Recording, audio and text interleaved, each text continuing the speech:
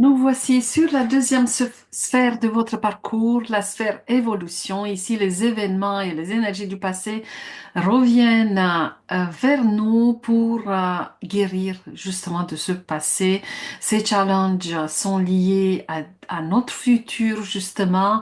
Ils sont là pour préparer notre œuvre de vie, pour relâcher notre génie plus loin dans le rayonnement, pour nous forcer quelque part à nous engager vers notre destinée et ainsi être prêt à prendre en main notre vocation et s'engager vers notre impact. Ces énergies se libèrent en produisant des révélations, des sauts quantiques, des compréhensions.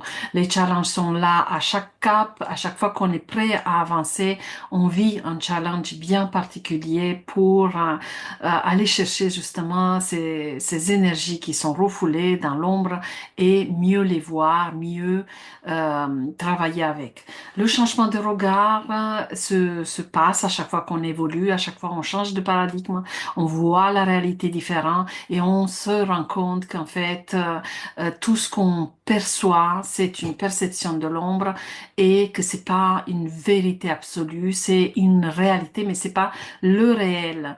Et donc, à force d'évoluer, on prend notre responsabilité que peu importe ce qu'on a vécu dans le passé, on a maintenant la responsabilité de guérir, la responsabilité d'avancer en fait et de prendre notre main en main, notre vie en main. Et surtout de se dire que l'autre n'existe pas parce que l'autre, c'est nous. C'est l'effet miroir. C'est vrai qu'il est très mal perçu, mal compris. On peut se dire que tout est un miroir de ce qui se joue devant nous, mais c'est pas le cas en fait. Il y a toujours un effet miroir, mais d'un détail en particulier de ce qu'on a à voir. Pas forcément, par exemple, si on vit l'agressivité, ça va pas dire forcément qu'on est dans l'agressivité et que notre agressivité est refoulée. Non, ça veut dire, par exemple, que nous ne nous autorisons pas à prendre notre place et à s'affirmer. Il y a des sous-couches à chaque fois dans le miroir mais ça nous pousse en fait à regarder à l'intérieur de nous et c'est comme ça qu'on peut évoluer, pas juste à traverser les défis. C'est pas parce qu'on vit des challenges qu'on évolue forcément. On vit des challenges parce que ils sont prévus dans cette densité 3D pour qu'on évolue, mais c'est pas automatique. C'est pas parce qu'on est avancé en âge qu'on est sage, par exemple. Et on évolue lorsque nous prenons le temps, en fait, d'assimiler les leçons, de comprendre ce qui s'est passé. Ça demande toujours un bilan, ça demande toujours une observation à chaud, à froid, entre les événements, etc. C'est comme ça, en fait, qu'on peut avoir des switches, des déclics qui peuvent être mis en place à chaque fois que nous sommes au plein milieu d'un challenge, au plein milieu émotionnel, d'une difficulté. Lorsque nous revivons des challenges du même sorte ou pas, même si on a compris par exemple quelque chose parce qu'on a pris le temps de comprendre, bah, à chaud, on a toujours des comportements, on est toujours un peu mené par tous ces mécanismes de fonctionnement inconscient. Et tant que ça reste inconscient, ben, on va pas voir en fait comment ça marche, comment ça nous pousse. Et c'est plus compliqué à chaud et pendant de réagir. Et c'est comme ça en fait que les clés génétiques nous permettent de percer en fait un don, de percer une ouverture de compréhension et de nous projeter de la situation, de nous mettre en tant qu'observateur. Ça crée une percée de don. De ce don, on peut voir l'ombre, on peut pas voir l'ombre à l'intérieur de l'ombre. On a besoin de se déplacer, de se décaler, de se regarder dans l'ombre. Et c'est ainsi que nous pouvons voir ce qui se passe. Donc, dans ces percées, on peut avoir des informations, des dons, d'autres solutions qu'on n'a pas l'habitude d'avoir. C'est comme ça, en fait, qu'on peut sortir des chemins battus, sortir des fonctionnements inconscients. Toutes ces observations nous servent, en fait, à révéler tout cet inconscient, le rendre conscient et ainsi nous pouvons agir de façon consciente et c'est pas toutes ces énergies qui agissent à travers nous. Du coup, on va en fait quelque part rééduquer notre cerveau, rééduquer notre système de fonctionnement. Ça crée d'autres synapses, ça crée d'autres fonctionnements et on est en pur fonctionnement d'épigénétique. C'est ça que ça se passe en fait dans les clés génétiques. Nous intervenons sur l'expression de nos gènes. Les gènes s'activent à la naissance, ils s'expriment d'une certaine façon, souvent dans l'ombre parce que ça reste inconscient, mais à force de les voir, à force de s'observer, on va pouvoir intervenir sur notre comportement parce qu'on va se voir, par exemple, que régulièrement, quand on est dans ce type de challenge, quand il y a cette énergie spécifique, on a un certain fonctionnement, on se victimise, on se rabaisse, on fait ci, on fait ça. Et donc, cette attitude va donner toujours la même manifestation dans notre vie, les mêmes résultats. Donc, on va intervenir, on va changer d'attitude lorsqu'on nous allons entendre les mêmes phrases qu'on est nul, qu'on est ci, qu'on va pas y arriver, etc. On va pouvoir leur dire non parce qu'on a le choix. Sauf qu'on pense que c'est nous qui pensons, mais c'est faux. C'est pour ça que c'est intéressant de faire toujours répondre aux 100 questions de votre contemplation, parce que c'est comme ça, en fait, que vous allez entendre tout ce qui se dit et pouvoir leur dire non. Voilà, je fais jamais des changements à chaud pendant ce processus et en général, ça doit être une loi en fait qu'on va se fixer et à respecter lorsque nous sommes à chaud une difficulté, dans un challenge et que le mécanisme tourne malgré nous parce que voilà, on n'a pas encore tout compris et même quand on va tout compris, prendre de tout ce fonctionnement, il y a toujours des sous-couches, il y a toujours des nuances. Du coup, pendant, bah, il y a toujours des choses par défaut qui se vivent à travers nous et on est pris par ces énergies. Et du coup, à chaud, dans l'émotionnel, dans la difficulté, on va se cadrer en fait. C'est la première chose à faire. Si à chaud, vous voyez que par exemple, vous avez tendance à réagir trop vite, tendance à parler trop vite, à dire les choses trop vite, à faire ci, à vous déstabiliser, à faire ce que vous faites pendant les challenges, d'où l'observation nécessaire, ben là, vous allez vous cadrer, vous allez cadrer le système pour dévier moi, pour se déséquilibrer moi. Par exemple, vous donnez une loi, je parle jamais quand je suis énervée, ou je fais rien tant que je suis pas calme où je sors de la pièce quand je suis dans cet état, si je me sens dans une agressivité et j'ai peur de mal réagir, de prendre mon gamin par le callback et le jeter par la fenêtre. Vous voyez, en fait, c'est pas que ces énergies vont plus vous habiter, elles font partie de vous, elles font partie aussi de vos dons, c'est les mêmes énergies que vous allez utiliser, mais on va les cadrer, on va les rééduquer, on va rééduquer notre système pour justement que l'énergie soit efficace au bon moment.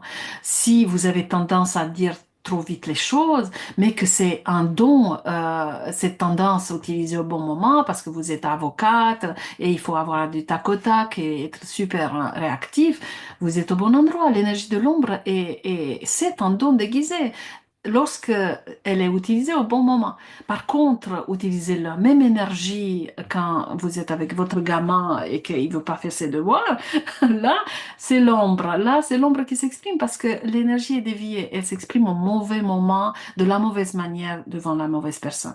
C'est la même énergie dans le don que dans l'ombre. Il y a juste une déviation. Donc, on va éduquer le système, on va le rééquilibrer parce que voilà, il y a eu des vis un peu dévissés, un peu trop serrés vissés, et on est en train en fait de établir tout ça.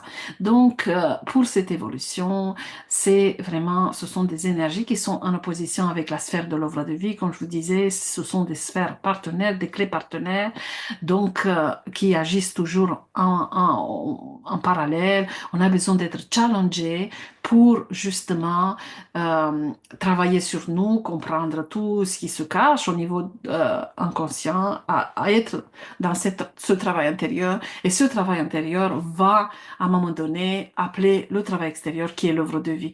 L'œuvre de vie, comme je vous disais, se fait en plusieurs étapes, à travers plusieurs activités, parce qu'on a besoin de s'entraîner, mais vraiment l'activité qui va résonner exactement, qui va vraiment vibrer notre œuvre de vie, ça veut dire notre œuvre sur Terre, va apparaître lorsque justement ce travail intérieur a un certain niveau de profondeur.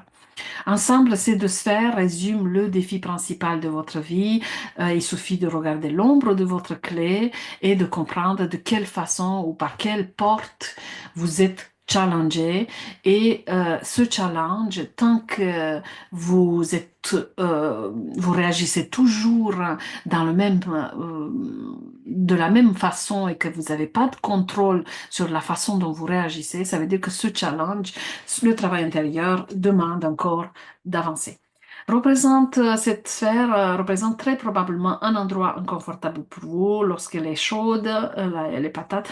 Ben, c'est sûr que c'est là où on se sent pas bien. Pourquoi? Parce que elle appelle aussi l'émotionnel, elle appelle aussi notre vocation et d'autres sphères. Il y a plusieurs ombres qui se rajoutent, qui s'invitent à la fête. Et donc, c'est inconfortable quand elle est vraiment active.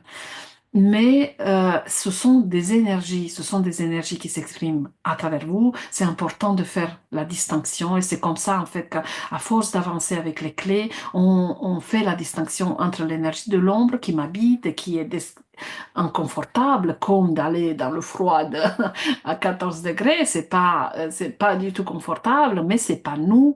C'est dissocié de nous. En dehors de l'eau, je suis bien. Et c'est pareil avec les ombres, vraiment de faire la distinction. Oui, je me sens pas bien, mais c'est une énergie qui s'invite là pour que j'aille regarder. Elle me donne un message. Je vais aller voir ce qu'elle cache. Et ensuite, vous sortez et vous allez bien. C'est aussi une chose de saisir intellectuellement un schéma, un modèle de fonctionnement, et c'est une autre de le saisir dans le moment présent. On peut beaucoup comprendre, faire des choses, apprendre plein de méthodes, comprendre plein de choses au niveau intellectuel, au niveau mental. C'est une chose de les assimiler au niveau corporel. C'est pour ça que la compréhension se fait à plusieurs niveaux, spirituel, mental, émotionnel et corporel. C'est le corps. Lorsque tout c'est déposé et descendu au niveau corporel, c'est là où je comprends vraiment.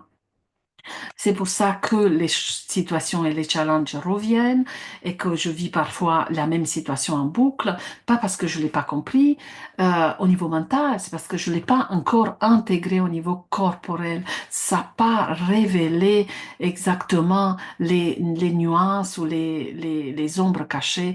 Je n'ai pas déterré le sens caché de la situation. Je l'ai compris peut-être au niveau intellectuel, mais c'est qu'une partie et encore petite partie de la situation. Ça c'est nécessaire parce que si je comprends pas mentalement, je comprends pas non plus, je peux pas avancer, mais c'est pas tout, voilà. Et euh, voilà, c'est une sphère qui se vit dans la certitude et la douleur. Mais rassurez-vous, plus on travaille avec les clés, plus on intègre l'observation, plus on retourne le regard vers l'intérieur, plus on vibre hein, cet amour de soi de l'intérieur, ben, moins les challenges se font ressentir aussi dans la certitude et la douleur. Les choses deviennent plus fluides et on devient quelque part entraîné, on entraîne le corps à tout ça et on sait quoi faire en fait quand ces énergies sont là. Le don dans cette sphère de l'évolution, c'est notre premier défi. En fait, notre premier défi et le défi avec grand D de cette vie, c'est de comprendre notre défi. On a tous un défi, c'est bien relié à notre clé et on cherche en fait à travers tout ce qu'on vit à comprendre ce défi et à savoir comment on le dépasse.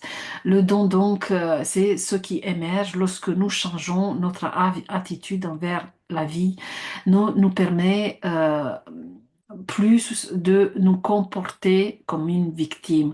Plus on avance sur notre chemin avec ou sans les clés, parce que les clés sont partout, on peut les travailler par des méthodes différentes, plus on va se voir en fait en mode victime et on va arrêter parfois de se plaindre, on va arrêter de se couvrir de honte ou des choses, on va arrêter de se flageller et on va, ok, je suis dans cette situation, ok, ça me fait galérer comme pas possible, ok, je me sens comme si j'avais 2 ans. Qu'est-ce que je fais? Qu'est-ce que je fais maintenant avec, qu'est-ce que je peux mettre en place en fait? Parce que c'est tant qu'on n'active pas ce don et qu'on ne regarde pas derrière le challenge, ben, on peut considérer cette situation très disproportionnée. Et moi, quand je pense à cette clé, j'ai l'image, vous voyez, du dessin animé Mulan. Mulan, si vous l'avez regardé, il y a un petit dragon c'est un petit dragon nain et c'était des dragons protecteurs de la lignée des ancêtres, etc., qui étaient normaux, très gros, sauf lui qui est tout petit. Et pour, euh, pour se faire légitime face à Mulan, parce qu'il allait la rencontrer, il projetait en fait son image sur un muret, enfin, il était énorme, maçon, voilà. Et tant qu'on va pas aller regarder à l'intérieur ce qui se cache, on va voir la projection de nos ombres qui sont énormes. Mais petit à petit, on va regarder à l'intérieur et petit à petit, on va regarder derrière le muret la pierre, la grosse pierre où il y a le petit dragon qui se cache, où il y a finalement notre ombre qui se cache, et là, on va la voir petite. Et c'est là où le déclic se fait. Mais c'est toi qui m'as fait peur tout ce temps. C'est bon, je te gère là. Et c'est vraiment un déclic qu'on peut avoir. Et à chaque fois, en fait, quand on est challengé, ben, on va voir à chaque fois que c'est pas si grave, que c'est juste quelque chose à aller voir, un message, et etc. Et les énergies se dissipent d'elles-mêmes. Le CD ici, c'est l'expression potentielle de votre vie en tant qu'être humain, pleinement réalisé et éclairé, pleinement évolué quelque part. Euh, Attention, ce piège par rapport au CD, c'est de pas espérer avoir ces qualités. Vous jouez subtilement au jeu de la victime. Les CD, on peut pas les intégrer dans le quotidien. On va pas travailler les dons parce que c'est ça un piège de ce qu'on peut penser avec toutes les méthodes qui existent dans le marché de la connaissance de soi, de développement personnel, spirituel, etc. C'est qu'on met le focus sur la qualité pour travailler la compassion, pour travailler la bienveillance, pour travailler, je sais pas, tous ces dons. Et on va pas travailler le don parce que là, l'ego pense le faire. On va en fait se l'offrir. On va pas développer la bienveillance en étant bienveillant envers les autres. Oui, on peut le faire, mais c'est pas la voie la plus directe. Ça va nous faire croire qu'on l'a. La voie la plus directe, c'est d'être bienveillant envers soi. Parce que si on ne peut pas l'être avec l'autre, c'est qu'il y a des aspects de l'autre, en miroir, qu'on n'aime pas chez nous. Donc, en ayant cette bienveillance envers soi, dans tous les aspects voilà, en allant fouiller un peu tous ces aspects de nous qu'on n'aime pas et en étant dans cette bienveillance, en honorant tous ces aspects de nous, on va vraiment vibrer la bienveillance et on va voir que derrière tel ou tel aspect de l'autre se cache autre chose, parce qu'on le sait pour nous. Voilà. Alors, encore. Donc, les défis évoluent avec nous, les ombres évoluent avec nous, les dons évoluent avec nous. À chaque fois qu'on est challengé, à chaque fois qu'on passe des paliers de compréhension, bah, on a d'autres défis. Ça ne veut pas dire qu'ils vont être plus compliqués, ça veut dire qu'ils vont être plus précis. La programmation prévoit l'énergie des défis. On a des choses sur notre chemin de vie qui sont prévues. On vient avec un cahier de charge au niveau de l'âme où on prévoit, par exemple, telle énergie de la souffrance, de la perte, telle énergie de, de la domination, telle énergie, etc. On les prévoit, sauf qu'on les prévoit au niveau de l'énergie. Par exemple, on a prévu sur le chemin de telle personne l'énergie de la perte lorsque la personne se prépare à activer ce niveau. On ne le prévoit pas à telle date parce que tout est relatif, en fait, tout dépend comment la personne avance, mais on lui prévoit cette énergie de la perte, par exemple. bah, on va pas lui dire, bah, on prévoit le deuil, on prévoit une perte financière. Non, les choses vont se définir en fonction de quel chemin la personne va prendre. Elle va vivre la perte, mais on ne saura jamais de quelle façon. Du coup, c'est important de le savoir. On a, oui, des choses, des défis, on les manifeste, on les prévoit quelque part, on les envoie, ils viennent pour nous. Mais il y a aussi des défis prédéfinis en fonction de notre programmation, en fonction des lignées, en fonction du collectif. Voilà, on n'a pas tout manifesté de nous-mêmes, hein. Il faut pas le croire. Mais on a notre contribution, c'est sûr, pour certains. L'ombre de cette clé en évolution s'ajuste par palier, ça veut dire qu'elle va devenir plus précise, elle va être plus fine en fait. Le chemin du défi qui relie la sphère de l'œuvre de vie et la sphère de l'évolution se parcourt dans tous les sens. C'est que, en fait, on est challengé quand, par exemple, je suis sur le point je m'entraîne, voilà, dans toutes les activités que je fais, forcément, je m'entraîne pour mon œuvre de vie, même si ça n'a pas l'air, hein, parce que c'est des activités très différentes, mais je m'entraîne toujours, j'entraîne toujours des capacités. Et lorsque je suis sur le point de passer à un autre palier, parce que ça se fait sur le chemin, voilà, il y a des énergies qui passent à d'autres caps, je vais envoyer quelque part subtilement le message à l'évolution qui m'envoie un challenge pour justement aller chercher ces ressources que je pense pas avoir.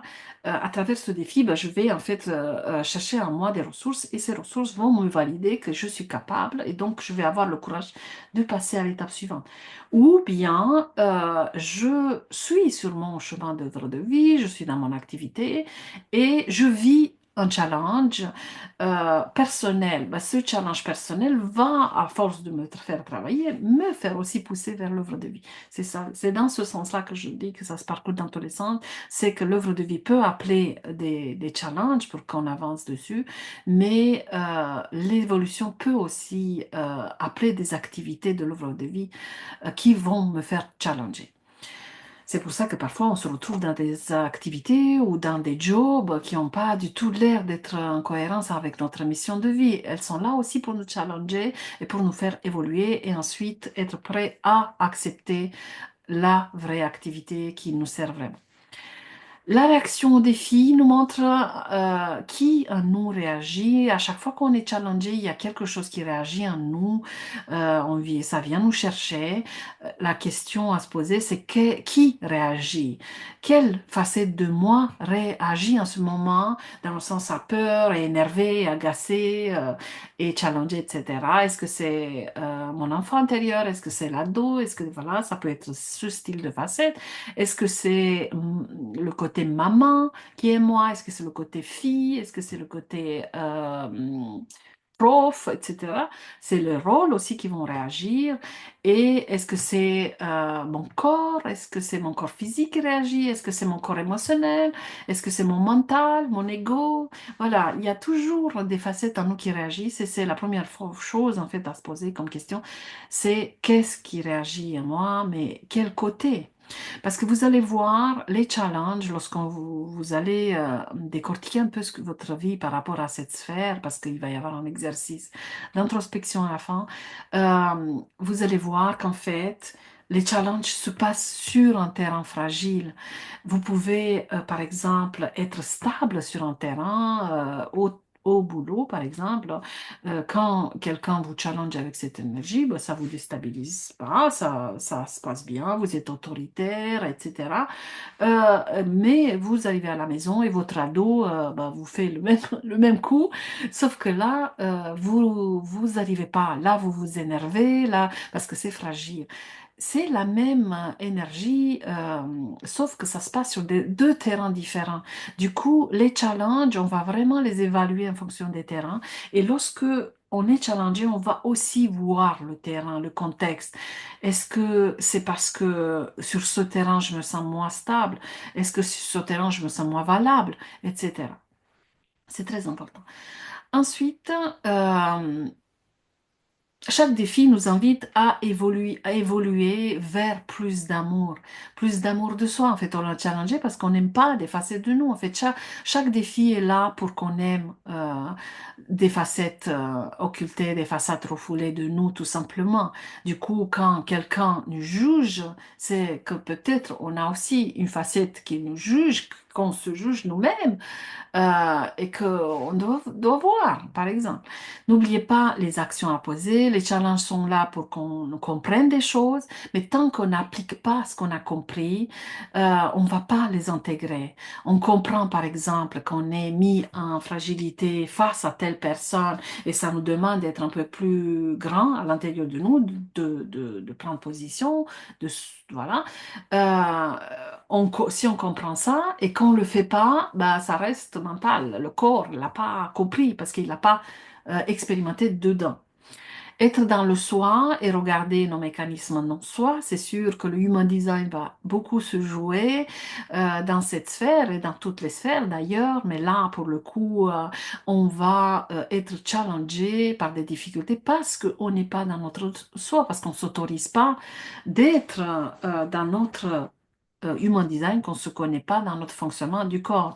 Par exemple, si le corps le sacral et qu'on est générateur, manifesteur ou générateur tout court, le sacral il dit non face à une demande, il dit non et que notre mental, avec tous les conditionnements, etc., bah, disent oui parce qu'on pense que voilà, c'est faisable, etc. Mais le corps, le sacral, il dit non. On peut beau le convaincre, on peut beau se justifier.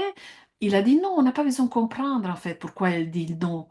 On peut regarder les peurs, mais il a dit non pour le moment. Il sait que c'est dans l'avenir, par rapport notre situation, par rapport à notre équilibre du moment, c'est non, c'est pas faisable. Du coup, on va l'écouter, on va voir après. Mais si on va pas respecter les messages du corps, c'est sûr que à force, les challenges vont grossir pour nous obliger, par exemple, à prendre soin de nous, à être vraiment dans notre corps. Lorsque nous évoluons, ben, on provoque aussi la chance parce qu'à force d'être à l'intérieur de nous, à prendre place à l'intérieur de nous, à s'autoriser à exister, ben, c'est sûr que ça ouvre vraiment la porte à la chance et à la manifestation de belles choses. Alors, l'exercice par rapport à cette clé en évolution, c'est de lister, de prendre un moment au calme à un moment donné et de lister les expériences challengeantes de votre vie. Prenez quelques-unes, il ne faut pas toutes les lister, c'est pas nécessaire. On les connaît toutes, on les connaît tous en général. On a tous vécu des choses et ça va venir rapidement, les gros challenges en tout cas. Prenez deux, trois gros challenges et prenez par exemple aussi sur la liste un challenge qui est peut-être pas gros dans les yeux de l'autre et même pas gros non plus dans vos yeux, mais qui vient vous challenger régulièrement. Régulièrement, par exemple, ça vous met un défaut et regardez un peu comment cette clé s'est manifestée ou se manifeste dans votre vie, qu'est-ce qu'elle vous dit, qu'est-ce qu'elle vous fait ressentir, comment vous réagissez face à ce challenge, le terrain, le contexte, etc. À quel moment elle vient vous chercher, comment fait-elle évoluer votre travail intérieur, qu'est-ce qu'elle vous fait ressentir, etc. Et à chaque évolution que vous avez vécue, parce que vous avez vécu des challenges, mais forcément vous avez évolué, même si vous n'avez pas cette impression, vous la vivez comme un échec, mais si vous êtes là, c'est que vous l'avez dépassé et regardez comment elle vous a fait évoluer, même si c'était compliqué. Voilà, comment ces déclics ont eu lieu ou qu'est-ce que vous avez changé. Ça demande un travail d'introspection, mais c'est nécessaire pour comprendre un peu la mécanique et comment vous avez rebondi. Quelle action avez-vous mis en place? Voilà pour cette clé. À très vite pour la suite.